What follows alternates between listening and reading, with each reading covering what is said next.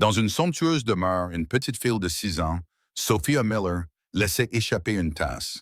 Les débris de verre coupèrent dans son petit pied, mais sa belle-mère, Victoria, la gronda sévèrement et l'obligea à presser son visage contre un rideau, sanglotante. Personne ne vint l'aider jusqu'à ce que son père millionnaire, Jonathan, rentre de manière inattendue d'un voyage d'affaires. Il entra et prononça une phrase qui laissa la maison entière dans un silence complet. L'après-midi au manoir d'Oak Ridge était si calme que l'on pouvait entendre le bruit du vent qui glissait à travers les fenêtres. Le salon poli reflétait les pas hésitants d'une petite fille. C'était Sophia Miller, une enfant de 6 ans vêtue d'une simple robe rose pâle, dont les yeux clairs portaient toujours une ombre de nostalgie. La mère de Sophia était morte de maladie alors qu'elle n'avait que 2 ans, et son souvenir n'existait qu'en de vagues fragments. Depuis lors, le plus grand désir du cœur de Sophia était d'avoir une mère pour la tenir, pour entendre des mots doux de louange. Son père, Jonathan Miller, était un homme d'affaires prospère, constamment en voyage d'affaires. 5 mois plus tôt, il avait épousé Victoria Blake, une jeune femme qui avait autrefois travaillé comme réceptionniste dans son entreprise. Le jour du mariage, Victoria affichait une apparence douce, souriant toujours à Sophia, lui tapotant même doucement la tête et l'appelant « ma petite fille adorée ». Innocemment, Sophia crut que c'était l'amour qu'elle avait toujours désiré. Mais lorsque Jonathan n'était pas à la maison, cette douceur s'évanouissait. Victoria révélait progressivement sa nature amère et froide, voyant Sophia comme un fardeau, une ombre de la défunte épouse qu'elle voulait effacer. Cet après-midi-là, Sophia essaya de faire quelque chose de très simple, laver un verre et l'apporter dans le salon. Elle pensait que si elle se comportait bien et travaillait dur, sa belle-mère serait peut-être contente. Ses petites mains étaient encore mouillées et le verre lui glissa des mains. Le bruit aigu de l'éclat de verre emplit la pièce. Des éclats se dispersèrent sur le carrelage. Un éclat coupa le pied de Sophia et une fine ligne rouge se répandit sur la blessure. Prise de panique, Sophia tomba à genoux, agrippant son pied, les larmes aux yeux. Sa voix tremblait alors qu'elle murmurait « Je suis désolée, je ne l'ai pas fait exprès ». Le cliquetis de talons hauts résonna avec une précision effrayante sur le sol. Victoria apparut dans l'escalier, sa robe rouge moulante accentuant son allure hautaine. Ses yeux, cependant, brillaient de fureur. Son visage soigneusement maquillé était maintenant tordu de colère. Sa voix perçante résonna dans la pièce. « Cette maison n'est pas un endroit pour une petite gamine maladroite comme toi. Regarde ce que tu as fait, Sophia. Tu es inutile. » Stupéfaite, Sophia serra son pied plus fort, se mordant la lèvre pour ne pas sangloter. Elle essaya toujours de plaider, sa voix faible. « S'il te plaît, ne sois pas fâché. Je vais tout ramasser. Je vais tout nettoyer. Je te le promets. » Victoria s'approcha, sans jamais jeter un regard sur le sang sur la jambe de l'enfant. Elle pointa son doigt directement sur Sophia, sa voix perçante. « Tu dis désolé? Est-ce que dire désolé rende la tasse entière? Fille inutile, toujours maladroite, toujours à me faire mal paraître. Je t'ai dit de te comporter correctement. Mais tu continues à faire des bêtises et à faire semblant de pleurer pour que ton père ait pitié de toi, enfant pathétique. » Sophia trembla, les larmes coulant sur ses joues. Elle se redressa en titubant, chaque petit pas traînant sur le carrelage froid, laissant une trace de rouge derrière elle. Le lourd rideau bloquait la lumière, et dans son ombre, elle se pressa, ses épaules secouées violemment. Ses sanglots se brisèrent d'un halètement mêlé de peur et de désespoir. Dans son petit cœur, Sophia se répétait « Si j'étais meilleure, si je n'avais pas cassé la tasse, peut-être que maman m'aimerait. » Sophia secoua rapidement la tête, une larme glissant sur sa joue, alors qu'elle murmurait d'une petite voix « Je ne veux pas que papa soit contrarié. Je veux juste que tu sois heureuse, maman. » Victoria croisa les bras, ses lèvres se recourbant en un sourire froid, ses yeux fixés sur le petit dos tremblant. Sa voix siffla à nouveau. « Heureuse? Tu penses que cet air peut me gagner? Ne rêve pas. Une fille comme toi sera toujours un fardeau. Lève-toi, fais face au mur maintenant. » La petite main glissa de sa blessure, tremblante. Sophia se redressa en titubant. La petite coupure rendait chaque pas douloureux, chacun laissant une marque humide et maculée sur le sol. Elle marcha lentement vers l'épais rideau du salon, y pressant son visage, ses épaules se soulevant de sanglots. Sa voix brisée se mêlait à ses pleurs. « S'il te plaît, ne me punis pas aujourd'hui. Mon pied me fait tellement mal, s'il te plaît, maman. Juste à ce moment-là, le bruit de la porte d'entrée résonna dans la maison. Des pas d'hommes réguliers et lourds se firent entendre dans le couloir. Une voix familière, fatiguée mais chaleureuse, appela. « Sophia, es-tu là? » Jonathan Miller venait de rentrer d'un long voyage d'affaires. Il était vêtu d'un costume sombre, serrant fermement un ours, un peluche blanc tout neuf. C'était le cadeau qu'il avait choisi à l'aéroport, espérant compenser les jours où il avait été absent. En entrant dans le salon, la scène devant lui le figea. Sa fille, petite et tremblante, se tenait le visage pressé contre le rideau, son pied couvert d'éraflures. Devant elle, Victoria, dans sa robe rouge moulante, pointait son doigt, son visage tordu de rage. Ses mots de réprimande planaient encore dans l'air. Jonathan se figea pendant quelques secondes. L'ours en peluche blanc lui glissa des mains et roula sur la chaise, comme si le choc lui-même l'avait fait tomber. Son cœur battait, pris entre la colère et l'angoisse. À cet instant, il comprit que tout ce qu'il avait essayé de croire s'était effondré. Sans autre réflexion, Jonathan se précipita et arracha Sophia du rideau. Sa petite main était glacée, tremblante. Il se pencha et vit ses pieds couverts d'éraflures, chaque pas laissant une marque humide sur le sol. Jonathan inspira profondément, sa voix basse mais autoritaire. « Victoria, arrête tout de suite! » Le son coupa l'air comme une lame. Victoria tressaillit et se retourna. Pour la première fois depuis des mois, elle ne parvint pas à masquer la fureur tordue sur son visage. Ses yeux se posèrent sur Jonathan, puis se stabilisèrent rapidement, alors qu'elle forçait son expression à revenir au calme. « Quand es-tu rentré? » Sa voix était d'abord raide, puis elle tomba dans une fausse douceur. C'est elle qui était négligente. Elle a besoin d'apprendre à obéir. Si tu continues à la gâter, elle ne grandira jamais. Sophia laissa échapper un sanglot étouffé et s'accrocha à la poitrine de son père. Les larmes coulèrent sur son visage, sa voix se brisant en fragments alors qu'elle murmurait, comme si elle était terrifiée de le mettre en colère. « Papa, c'est ma faute. Je n'aurais pas dû casser la tête. Je te promets que je serai meilleur. S'il te plaît, ne laisse pas maman me détester encore. » Jonathan serra sa fille contre lui, sa main pressant doucement sa petite épaule comme pour la protéger du monde entier. Ses yeux se fixèrent sur Victoria, chaque mot frappant d'un poids lourd. « Tu appelles ça enseigner? La laisser souffrir comme ça? Elle n'a que 6 ans, Victoria. » Victoria laissa échapper un rire amer, son ton dégoulinant de ressentiment. « Tu prends toujours son parti. C'est moi qui vis avec elle tous les jours. C'est moi qui gère ses dégâts. Qu'est-ce qu'il y a de mal à ce que je de la discipline? Et moi, Jonathan, je suis ta femme. Est-ce que je vaux moins qu'un enfant? » Le front de Jonathan se plissa, sa poitrine se soulevant et s'abaissant brusquement. À ce moment, des souvenirs lui revinrent. Sa femme décédée quand Sophia n'avait que 2 ans, laissant derrière elle un vide sans fin. Il avait pensé que se remarier donnerait à sa fille quelqu'un sur qui s'appuyer, rendrait la maison moins froide. Mais maintenant, il voyait qu'il avait fait une terrible erreur. Les mots de Victoria transpercèrent le cœur de Jonathan comme une lame. Il serra sa fille plus fort, son visage s'assombrissant. La rage éclata, sa voix résonnant dans le salon. « Tais-toi, Victoria. Tu n'as jamais été sa mère. Sa mère ne l'aurait jamais punie juste pour avoir cassé une tasse et ignoré sa blessure. » Cette voix figea toute la pièce. Victoria resta immobile pendant quelques secondes, les yeux écarquillés, puis son regard se changea rapidement en un regard de haine. Sophia trembla, peut-être pour la première fois depuis des années, sentant les bras de son père comme un mur de protection solide. Le manoir, autrefois silencieux, n'était plus que l'écho de la respiration lourde de Jonathan, des sanglots étouffés de Sophia et des yeux de Victoria inondés d'une fureur incontrôlable. Victoria serra les lèvres, sa main se crispant dans un point, et dans son regard, une lumière froide et vive jaillit, le signe d'une autre tempête sur le point de se déchaîner. Jonathan ferma la porte du bureau, ses bras tenant toujours Sophia fermement.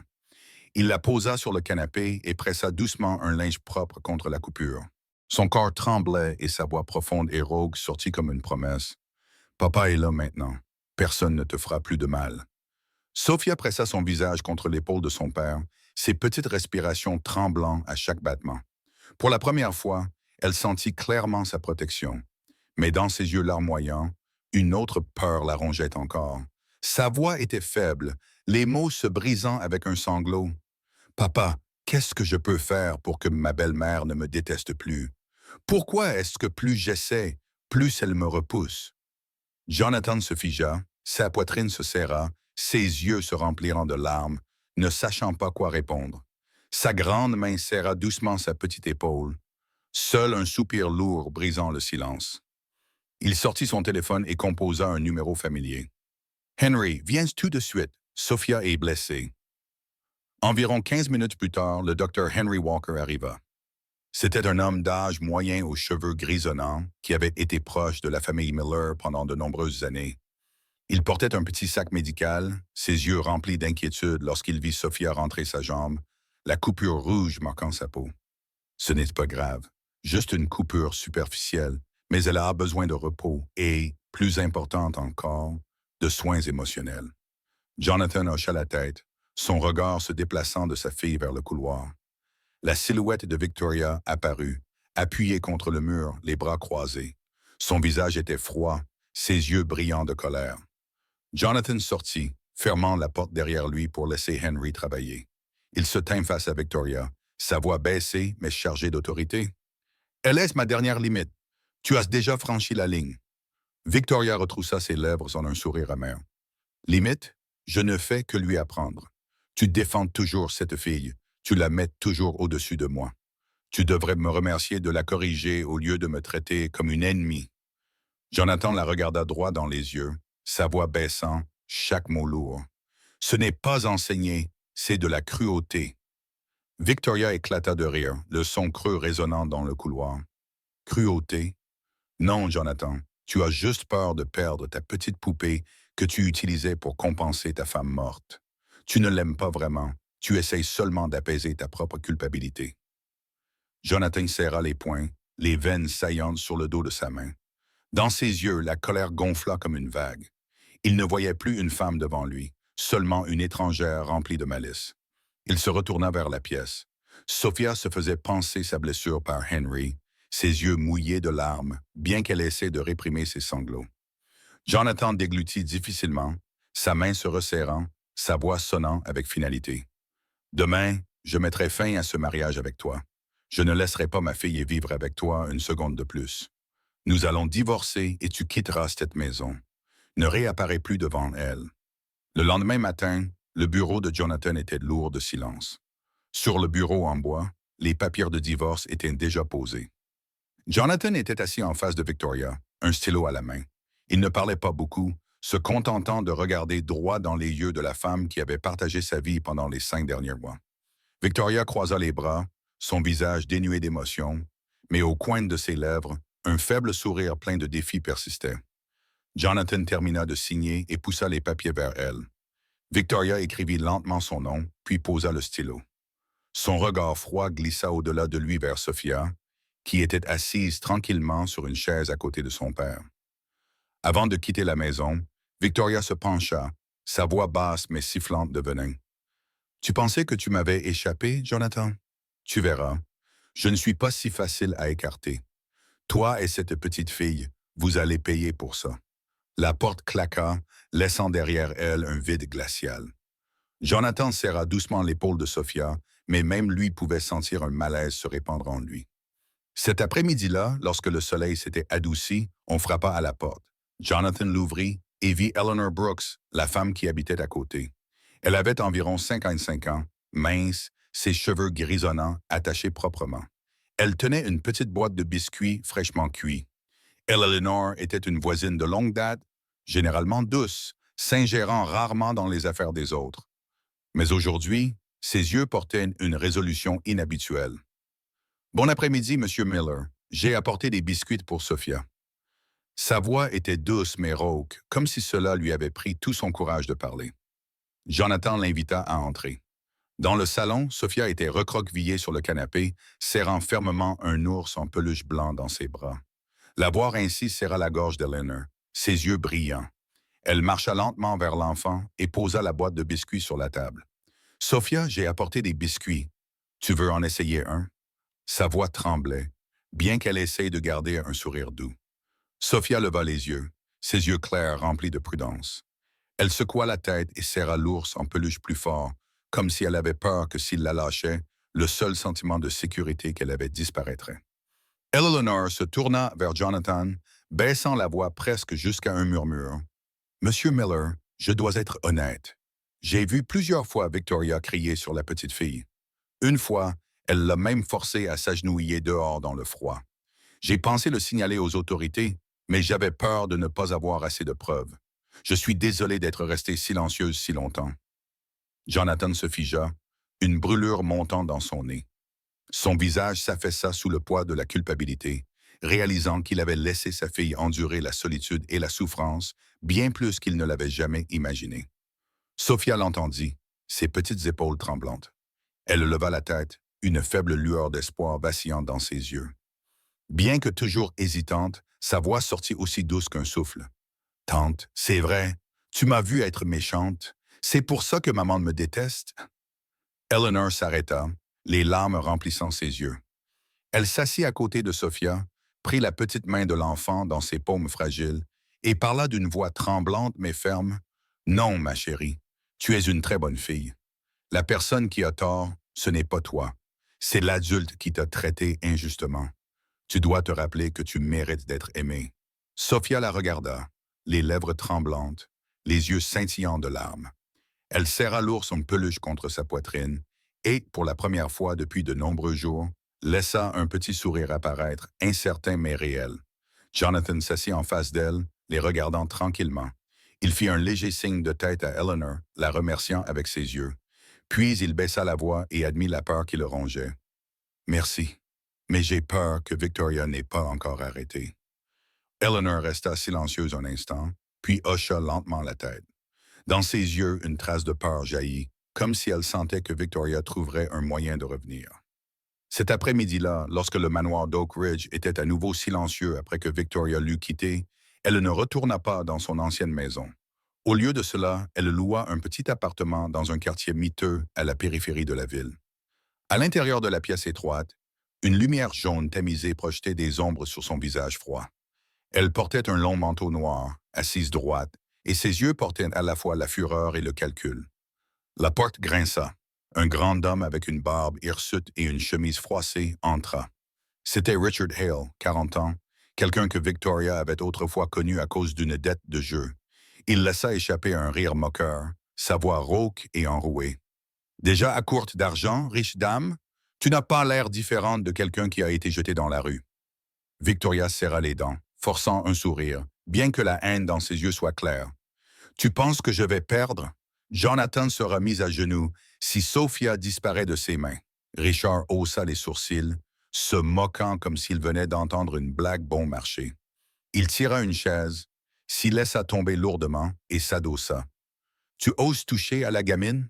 Je pensais que tout ce que tu savais faire, c'était parader dans ce manoir. » Avant que Victoria ne puisse répondre, on frappa à la porte. Une femme entra, ses cheveux bruns ondulés retombant sur ses épaules, les lèvres peintes d'un rouge audacieux. Son regard était vif, bien que sa voix dégoulinât de douceur. C'était Melissa Grant, 35 ans, une femme avec un passé lié à de multiples escroqueries financières.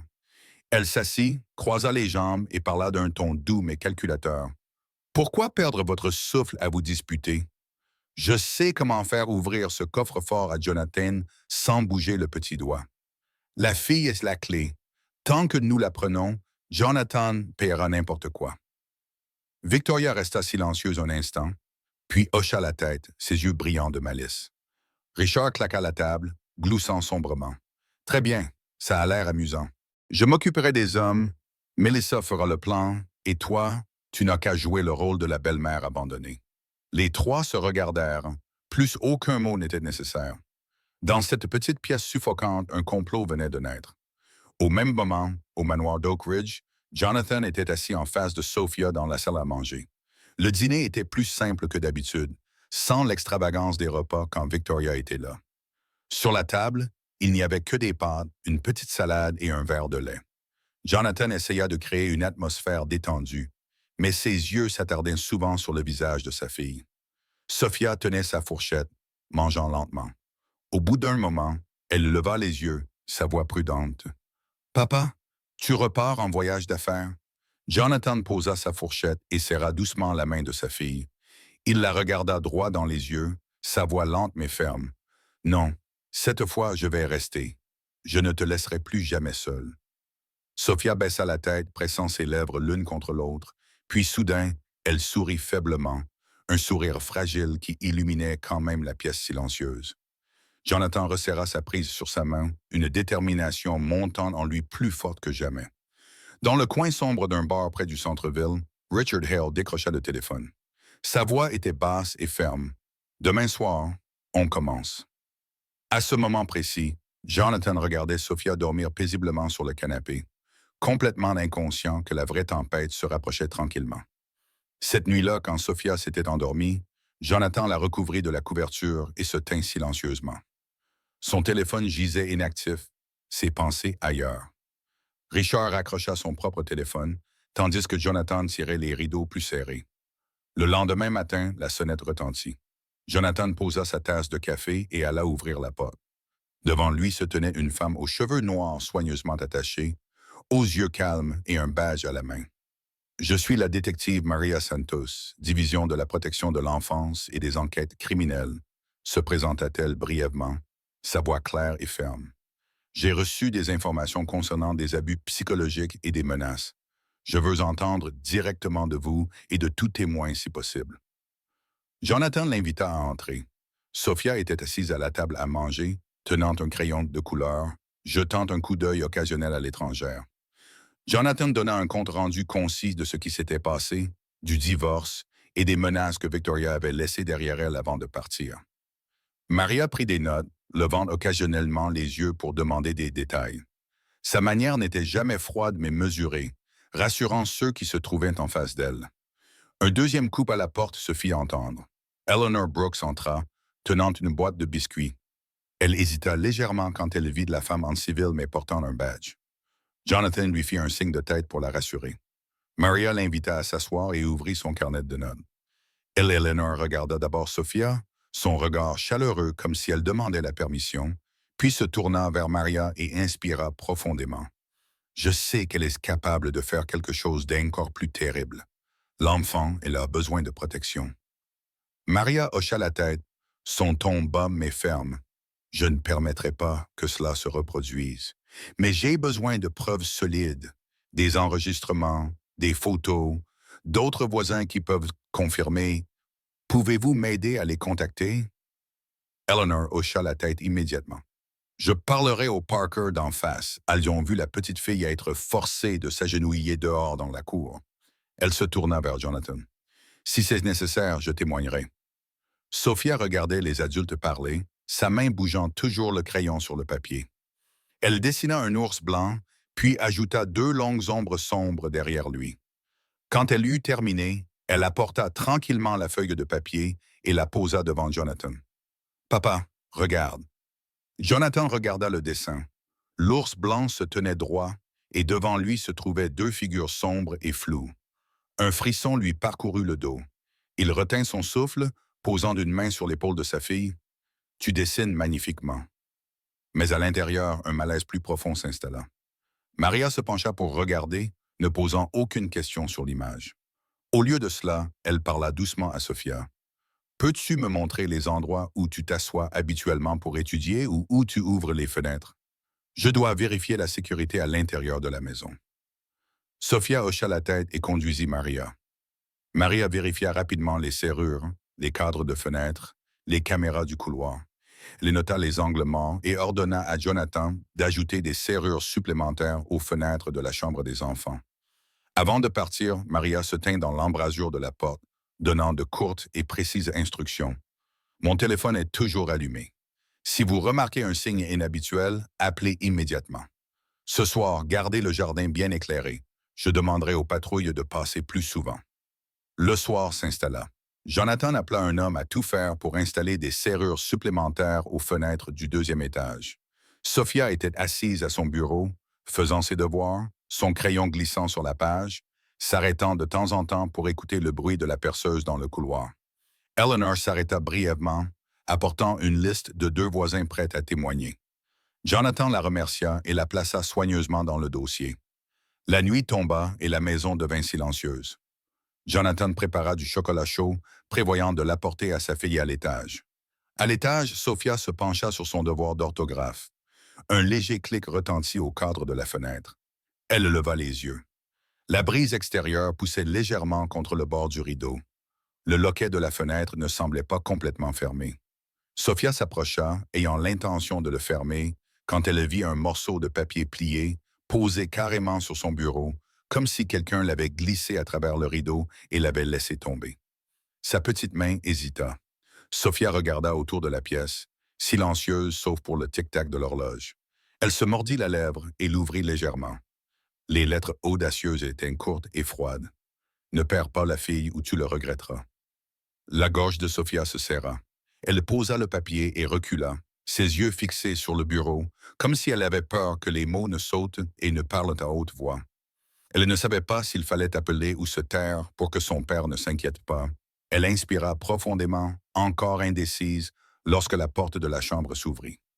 Jonathan apparut, tenant la tasse de chocolat. Il sourit, mais ses yeux furent immédiatement attirés par la feuille de papier sur le bureau. Il posa la tasse, ramassa la note, la lut une fois, puis encore, comme s'il refusait de croire ce qu'il voyait. La couleur quitta son visage. Jonathan leva brusquement de la tête, regardant Sophia, puis le loquet de la fenêtre laissé entr'ouvert. Sa main écrasa le papier jusqu'à ce qu'il se froisse. Il se retourna et courut dans le couloir, sa voix appelant en bas, tendue mais contrôlée. « Sophia, reste là! Eleanor, êtes-vous toujours dans le coin? Maria, j'ai besoin de vous ici tout de suite. » Jonathan serra le papier fermement dans sa main, parlant au téléphone tout en descendant les escaliers. En moins de 20 minutes, la sonnette retentit. Maria Santos entra avec un homme en chemise sombre, sa stature solide, ses yeux vifs et observateurs. « Voici l'officier Kyle Bennett », présenta brièvement Maria, « mon partenaire en charge des travaux techniques et de la surveillance. » Jonathan ne perdit pas de mots. Il lui tendit le papier immédiatement. Maria mit des gants, le lut lentement, hocha la tête une fois, puis leva les yeux. Ce n'est pas une menace en l'air. Ils ont déjà commencé le plan.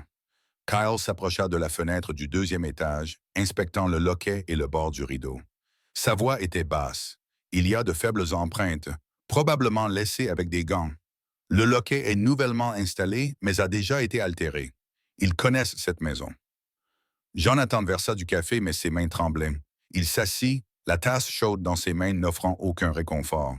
« Quoi qu'il veuille, je le donnerai, tant que Sophia est en sécurité. » Maria secoua la tête, sa voix ferme mais calme. « Non, vous ne pouvez pas montrer de faiblesse.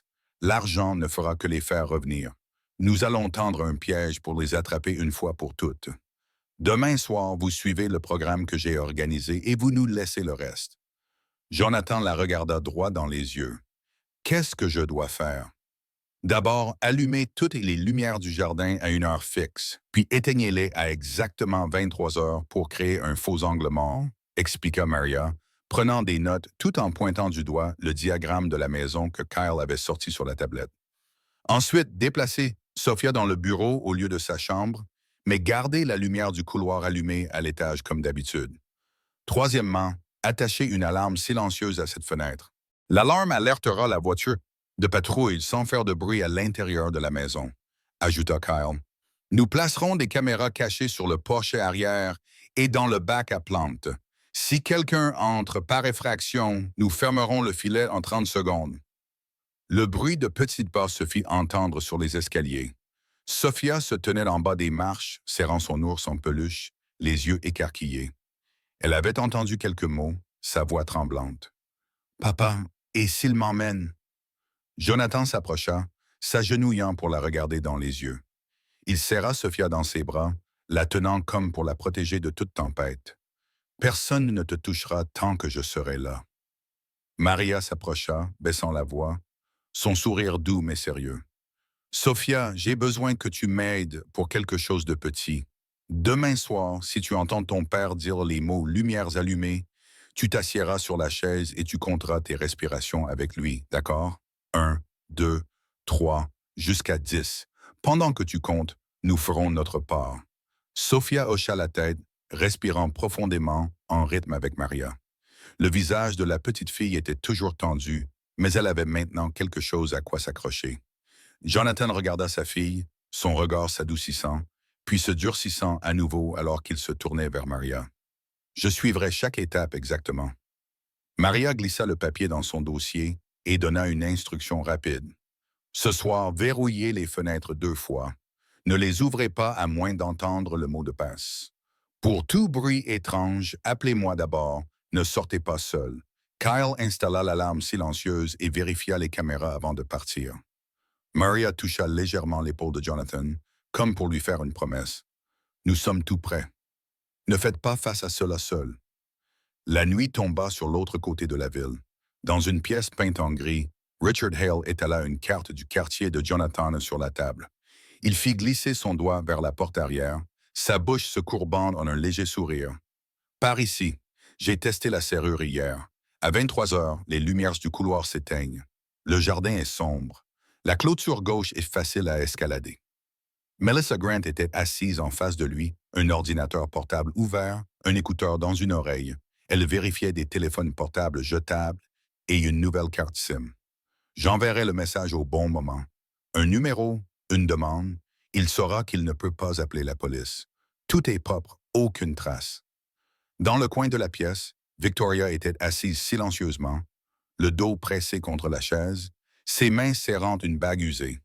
La haine vacillait comme un feu dans ses yeux. « Faites vite, je ne veux pas voir son visage plus d'1 minute. » Richard jeta un coup d'œil, son sourire sec. « Calmez-vous, madame. Votre argent sera dans votre poche.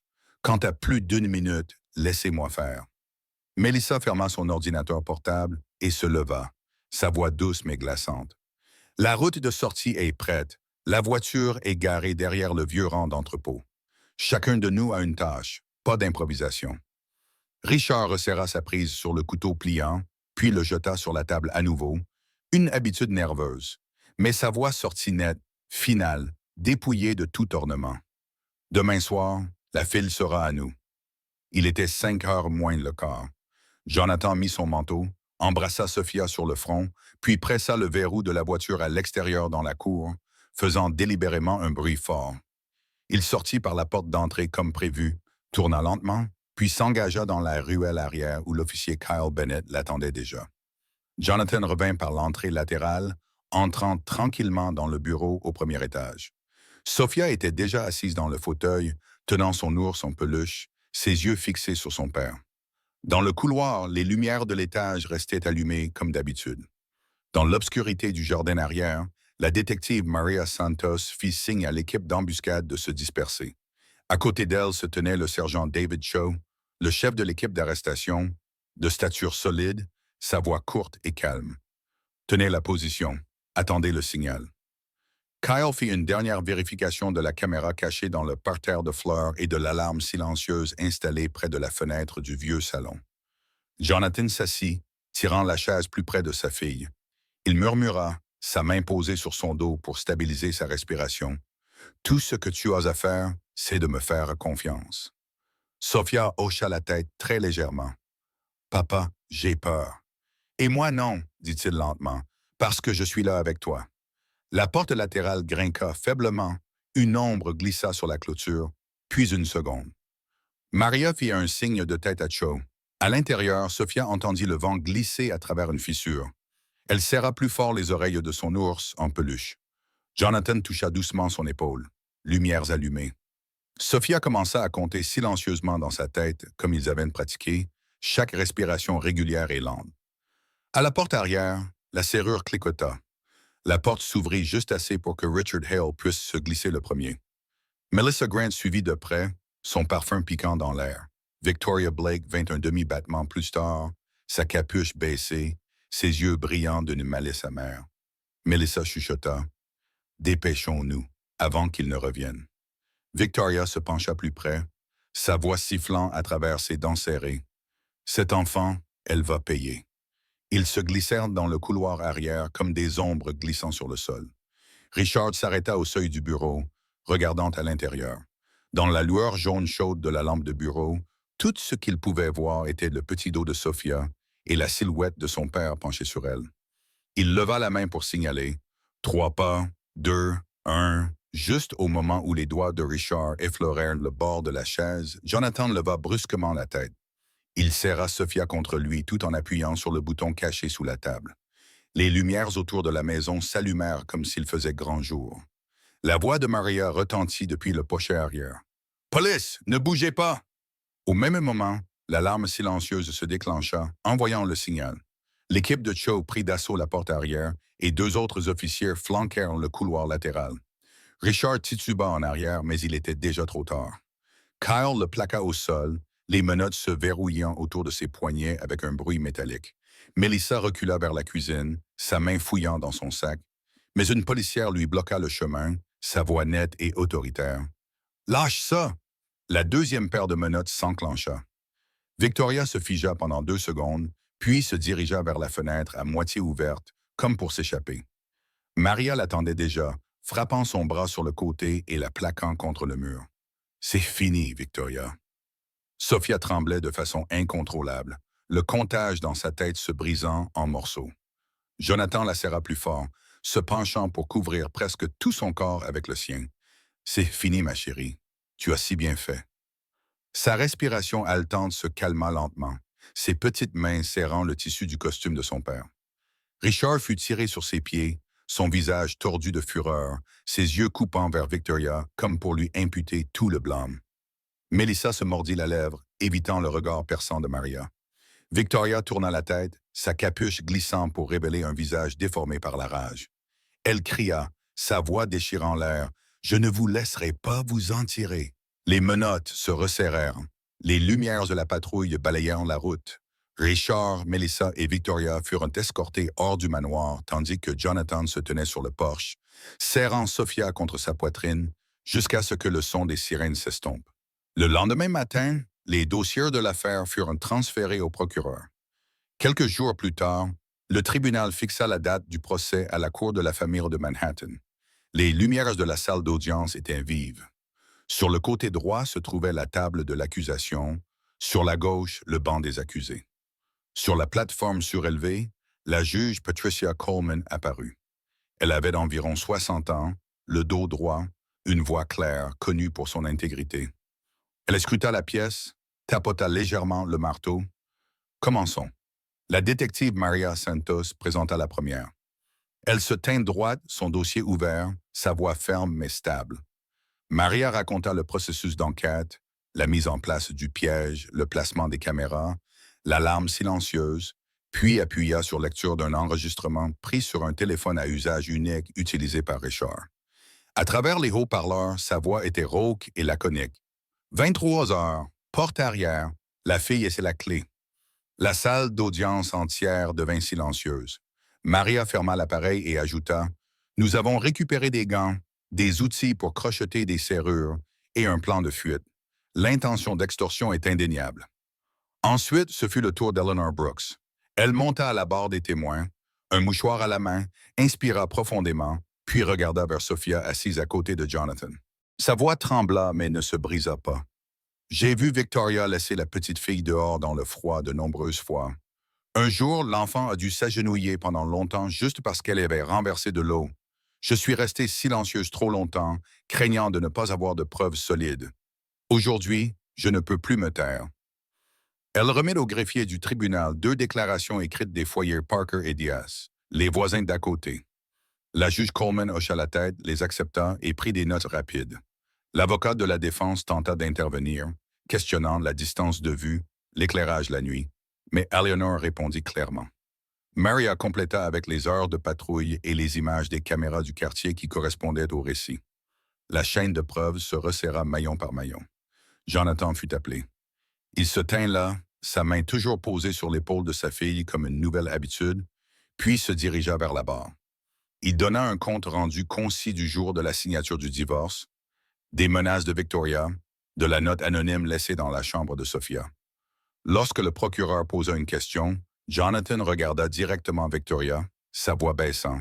« J'ai essayé de croire en une famille paisible, mais ce que tu as fait à ma fille n'était jamais de la discipline. » Il s'arrêta un instant, puis prononça chaque mot distinctement. « Tu n'as jamais été une mère et tu ne le seras jamais. » Victoria s'adossa à sa chaise en riant sèchement, ses lèvres rouges tressaillant légèrement. Tu vas regretter de m'avoir tourné le dos. Tu n'as aucune idée de qui tu viens de te mettre à dos. Ses yeux balayèrent rapidement les spectateurs, cherchant quelque chose à quoi s'accrocher, mais elle ne trouva rien d'autre que des regards froids. Les mots de clôture du procureur furent brefs. Complot en vue d'enlèvement pour extorsion, entrée illégale, mise en danger de la sécurité d'un mineur, le tout organisé et avec un plan de fuite préparé. La défense divagua sur des motifs impulsifs, sur le fait qu'aucun mal n'avait été fait, mais les preuves physiques étaient déjà sur la table. L'air semblait retenir son souffle en attendant le bruit du marteau. La juge Coleman ajusta ses lunettes et rendit le verdict, sa voix ni forte ni faible mais ferme. Ce tribunal déclare les accusés Victoria Blake, Richard Hale et Melissa Grant coupables de complot en vue d'enlèvement pour extorsion, d'entrée illégale et de mise en danger d'un enfant, sur la base des preuves et des témoignages concordants. Le tribunal déclare par la présente. Elle s'arrêta un instant, jeta un coup d'œil aux accusés, puis abattit le marteau. Coupable, condamné à plusieurs années de prison selon les directives de la peine pour chaque accusé. Un ordre de protection à long terme est accordé pour Sophia Miller. La cour est levée. Le marteau frappa, net et définitif. Des agents de la cour escortèrent les trois accusés par la porte arrière. Richard baissa les yeux, Melissa garda la tête baissée, tandis que Victoria regardait en arrière, son regard toujours plein de ressentiment, mais n'ayant plus rien à quoi s'accrocher. Jonathan retourna à son siège. Sophia se leva, serrant fermement la main de son père.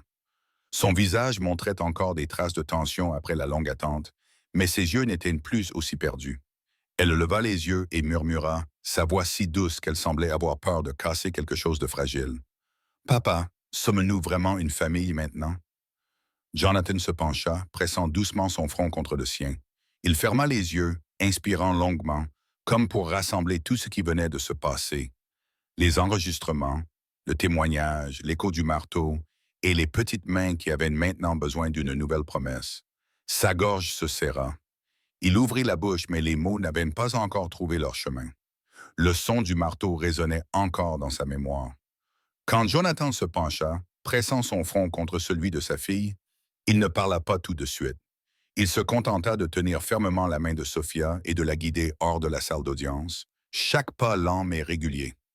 Dans le couloir, il se pencha plus près et murmura, sa voix plus stable après un si long silence. « Papa t'a entendu, ma chérie. À partir d'aujourd'hui, je te répondrai par des actions. » Quelques mois plus tard, l'emploi du temps de Jonathan devint plus léger. Il confia plus de projets à cet associé, conduisait personnellement Sophia à l'école, rentrait à temps pour le dîner et le soir, s'asseyait à côté d'elle pour lire des livres. Ce matin-là, le père et la fille se rendirent à leur séance de thérapie prévue avec le docteur Leah Simmons. Elle avait environ 40 ans, une psychologue pour enfants. Sa voix chaleureuse et son regard stable donnaient à ceux qui étaient en face d'elle un sentiment de sécurité. La salle de thérapie était simple, avec une étagère de crayons de couleur et quelques carnets. La docteure Leah s'assit en face de Sophia, son sourire doux. « Aujourd'hui, pourquoi n'essaierais-tu pas de raconter ton histoire par écrit? Elle n'a pas besoin d'être parfaite, juste honnête. » Elle glissa un carnet à couverture bleue vers la fille. Sophia tint le stylo, jeta un coup d'œil à son père. Jonathan lui fit un petit signe de tête. Elle baissa la tête, écrivant lentement, s'arrêtant quelquefois pour prendre de profondes respirations. Au bout d'un moment, elle poussa le carnet vers la docteure Leah. Sur la page, d'une écriture soignée, se trouvaient les mots « Je n'ai plus peur ». La docteure Leah regarda Jonathan, puis de nouveau Sophia, ses yeux s'adoucissant visiblement. « Merci, ma chérie, cette phrase est puissante. » Elle se tourna vers Jonathan. « Vous faites les bonnes choses. Les enfants font confiance au rythme de la cohérence. Être pris en charge tous les jours, manger ensemble, entendre la vérité.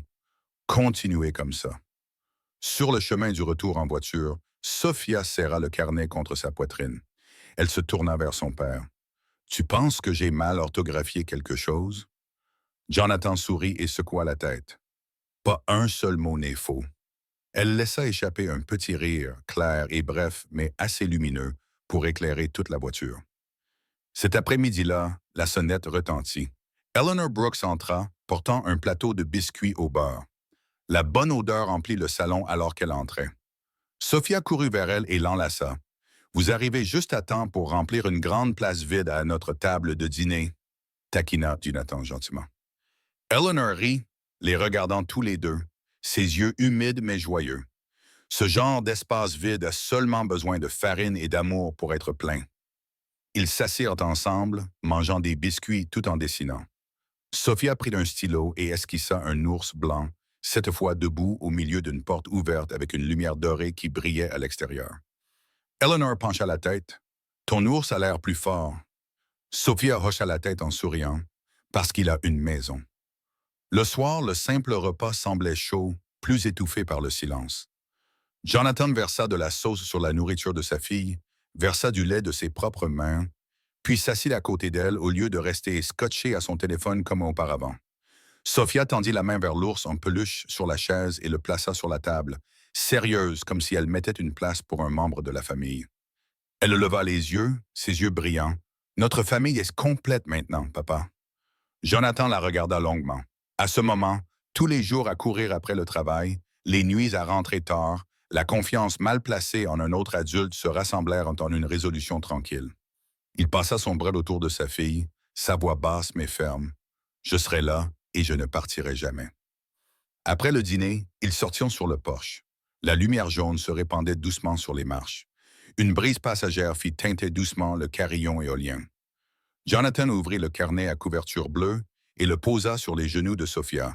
« Tu veux écrire quelque chose de plus? » Elle secoua la tête, serrant l'ours en peluche contre sa poitrine, posant sa tête contre son épaule. « J'ai assez écrit. » Un peu plus tard, Eleanor se leva pour dire au revoir. Elle s'arrêta à la porte, se retourna pour regarder le père et la fille, et sourit comme si elle posait une lourde pierre. « Il fait si bon ce soir. » Jonathan hocha la tête. « Merci d'avoir été là tout ce temps. » Elle agita la main. « Quand les adultes se tiennent là où ils le devraient, les enfants trouveront toujours leur chemin vers la maison. » La porte se ferma, la maison devint silencieuse. Jonathan regarda Sophia et parla doucement, comme s'il se le promettait à lui-même. « Demain, nous planterons un autre pot de fleurs sur le porche. Notre maison a besoin de plus de verre. » Sophia hocha la tête, ses yeux pétillants. « Je veux des marguerites blanches. » Avant de se coucher, Jonathan tira la couverture sur elle, éteignit la lampe de chevet et resta un moment. Sophia se tourna sur le côté et murmura, comme si elle avait peur de briser la paix qu'il venait de construire. « J'ai déjà de la lumière maintenant, papa. » Jonathan sourit, posant sa main sur son front. « Garde-la, et si jamais elle s'affaiblit, je la rallumerai. » Au pied du lit, l'ours en peluche était assis droit, ses yeux noirs ronds reflétant une faible lueur de la lampe à l'extérieur. La ville rugissait encore, mais à l'intérieur de cette maison, le rythme de la respiration était régulier. Une famille apprenait lentement à être à nouveau ensemble, claire, délibérée et entière. 3 ans plus tard, par un matin d'automne frais à Oak Ridge, la fenêtre de la cuisine était légèrement ouverte. La faible odeur de beurre brûlé se mêlait à l'arôme du café. Jonathan retourna la crêpe juste à temps pour qu'elle ne brûle pas, puis la posa sur une assiette et versa un peu de sirop dessus. Sophia, maintenant âgée de 9 ans, ses cheveux soigneusement attachés, une étiquette de nom épinglée sur son pull pour la foire d'or de l'école, était assise à la table, peignant les derniers traits sur une petite toile. Un ours blanc apparut dans le coin de la cour. Derrière lui, une porte ouverte et à l'intérieur une table de salle à manger avec 2 personnes assises l'une en face de l'autre. Elle s'arrêta, pencha la tête pour étudier le tableau, puis sourit. Jonathan posa l'assiette. Une pièce sur le thème de la famille? Sophia hocha la tête. J'ai changé le titre maintenant. Il s'appelle « La porte avec la lumière allumée ». C'est magnifique, dit Jonathan en tirant une chaise à côté d'elle. Il avait gardé l'habitude de lui poser des questions sur chaque détail de sa journée, du cours d'art au devoir de lecture. Son emploi du temps était devenu stable. Les matins, il la conduisait à l'école, les réunions rapides à midi, il rentrait tôt pour préparer le dîner, les soirs, il lisait, les week-ends, il faisait du bénévolat au centre communautaire, la fondation Lighthouse qu'il avait établie 3 ans plus tôt gère maintenant des cours de compétences en sécurité pour les enfants, des ateliers pour les parents et une ligne d'assistance téléphonique gratuite. Maria enseignait occasionnellement des cours, Eleanor gérait la table de pâtisserie à chaque événement, et le docteur Leah dirigeait le groupe d'art-thérapie le jeudi. La sonnette retentit. Le facteur lui tendit une enveloppe épaisse estampillée par le département des services correctionnels. Jonathan se tint sur le porche, ses doigts se resserrant autour du bord du papier. C'était quelque chose qu'il savait qui allait arriver. Et pourtant, chaque fois qu'il l'ouvrait, c'était comme toucher une vieille cicatrice. Il inspira profondément, la déchira et la parcourut rapidement.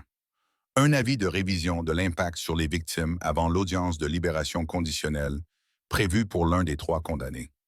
Rien de surprenant, juste une autre partie du processus juridique.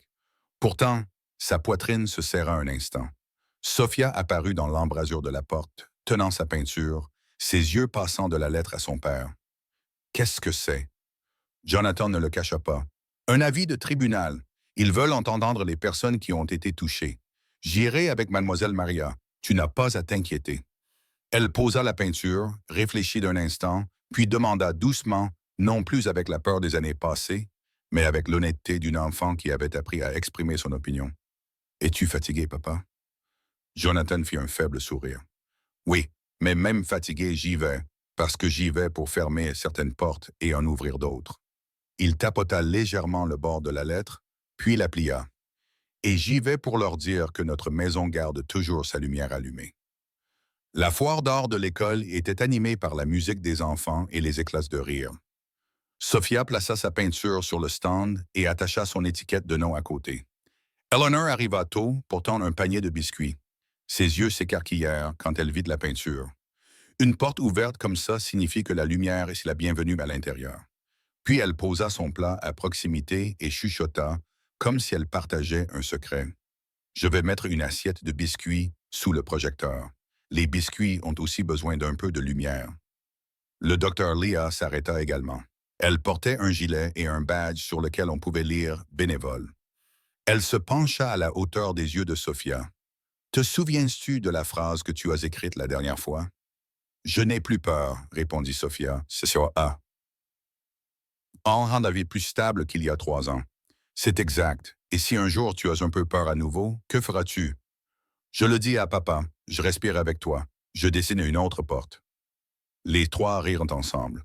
Le docteur Leah toucha doucement l'épaule de la jeune fille. Très bien. Une petite fille d'environ 6 ans se tenait là, fixant la peinture de Sophia. Sa mère était au bureau d'inscription, tenant un dépliant de la fondation Lighthouse. La fille pointa du doigt l'ours blanc. Sophia se pencha. « Tu aimes les ours? » L'enfant hocha la tête. « Je viens juste d'arriver, je n'ai rien apporté. » Les mots simples avaient un poids que Sophia comprit instantanément. Elle jeta un coup d'œil à son propre ours en peluche rangé dans son sac à dos, une oreille usée, la petite couture d'Eleanor encore visible. Sophia ouvrit le sac, serra l'ours contre elle pendant 1 seconde, puis le plaça dans les mains de l'autre fille. « Il s'appelle Milo, » dit Sophia. « Il connaît le chemin de la maison, mais il aime rester avec quelqu'un qui en a besoin. » L'enfant serra l'ours contre elle, ses yeux brillants. « Je m'appelle Mia. » Jonathan se tenait à quelques pas, regardant sans intervenir. Certains moments étaient mieux laissés grandir en silence. Il se contenta de lever son téléphone pour prendre une photo, puis la glissa dans sa poche comme s'il stockait un fragment de temps. L'après-midi suivant, Jonathan et Maria allèrent au tribunal. Ce n'était pas un procès, juste une séance d'examen dans une pièce plus petite avec une lumière plus douce. La coordinatrice, la conseillère Janet Reed, âgée d'environ 50 ans, était spécialisée dans le travail avec les familles de victimes. Elle expliqua les procédures, comment les déclarations seraient enregistrées. Son ton calme et chaleureux rendait la pièce tendue moins confinée. Maria posa sa main sur le dossier. « Quand vous serez prêt, parlez simplement comme vous le feriez à la maison avec votre fille. » Jonathan regarda la feuille de notes devant lui, quelques lignes gribouillées, mais quand il ouvrit la bouche, il ne lut pas. Il parla de la nuit où les lumières s'étaient allumées, de la note menaçante, de la main de l'enfant qui serrait de la sienne alors qu'il comptait leur respiration. Il ne nomma pas de nom, n'accusa pas.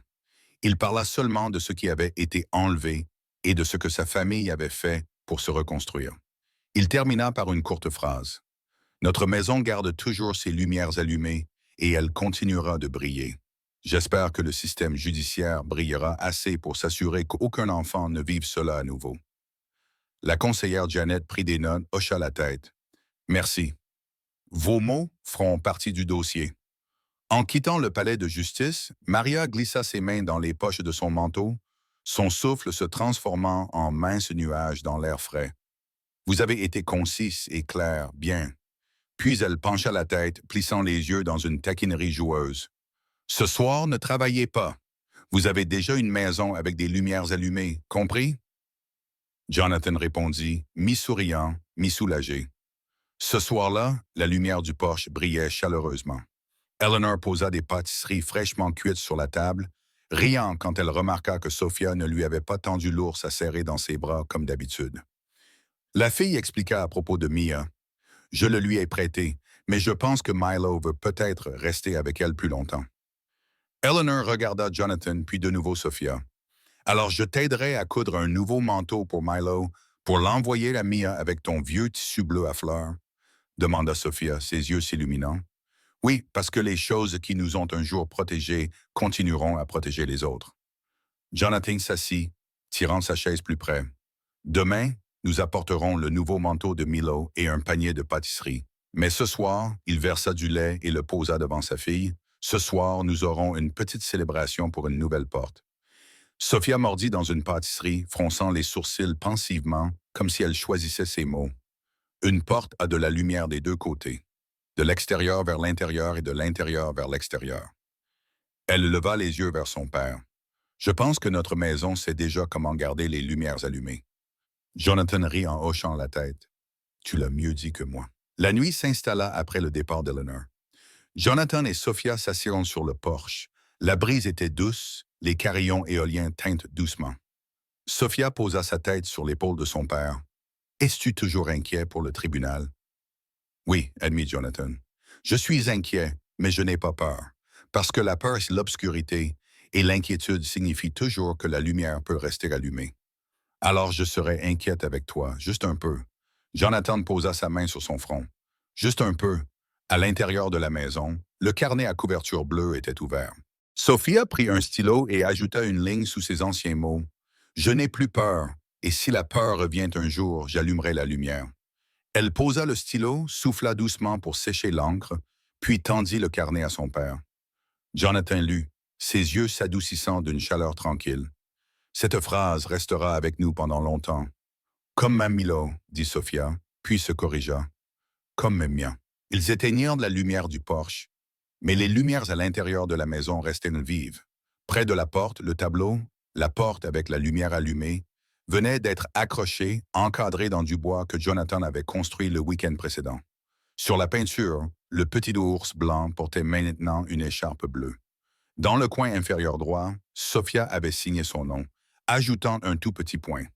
3 ans passèrent et ce petit point devint peut-être un rappel. Nous avons traversé l'obscurité sans perdre le chemin de la maison. Et chaque nuit, si quelque chose pesait sur le cœur, on pouvait toujours faire quelque chose de simple. Allumer la lumière, verser le lait, s'appeler par son nom, puis murmurer comme une nouvelle habitude apprise. L'histoire se termine avec la lumière de l'amour, mais elle ouvre aussi une leçon que chacun de nous doit se rappeler. Les méchants seront finalement punis et le bien sera toujours récompensé. Victoria, Richard et Melissa ont payé le prix de leur cupidité et de leur cruauté, tandis que Sophia a finalement trouvé une véritable maison avec un père qui a pris conscience de ses responsabilités et a osé protéger sa fille avec tout son amour. C'est le noble message que l'Histoire pour le cœur veut partager avec vous. Rien n'est plus fort que l'amour et rien n'est plus inébranlable que la justice. Peu importe combien de temps dure l'obscurité, la lumière apparaîtra toujours à la fin pour réchauffer le cœur des petits et des fragiles. Et maintenant, je veux vous entendre, notre cher public de l'Histoire pour le cœur. Si vous étiez à la place de Sophia, auriez-vous le courage de croire en la lumière à venir? Et si vous étiez Jonathan, oseriez-vous laisser le travail de côté pour embrasser pleinement le rôle de père? Que pensez-vous de la fin de Victoria? Méritait-elle ce qu'elle a obtenu pour tout ce qu'elle avait fait? Et croyez-vous que tant que nous choisissons l'amour, le bonheur reviendra toujours à nous, peu importe la douleur que nous avons endurée? Enfin, puis-je vous demander quelque chose? Où écoutez-vous cette histoire en ce moment? Êtes-vous à la maison ou sur le chemin du retour du travail? J'espère que vous ressentez de la chaleur dans votre cœur et que vous gagnez une nouvelle fois après nous avoir accompagnés à travers l'histoire d'aujourd'hui. Merci d'être resté jusqu'à la toute fin avec l'histoire pour le cœur. Veuillez laisser vos pensées dans les commentaires, car vos mots sont la source de motivation pour nous de continuer à vous apporter encore plus d'histoires qui touchent le cœur.